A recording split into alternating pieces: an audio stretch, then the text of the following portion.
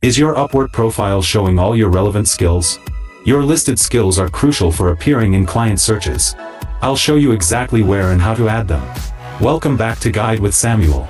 Your skills help Upwork's algorithm match you with the right jobs. Go to your profile, edit profile. Scroll down to the Skills section.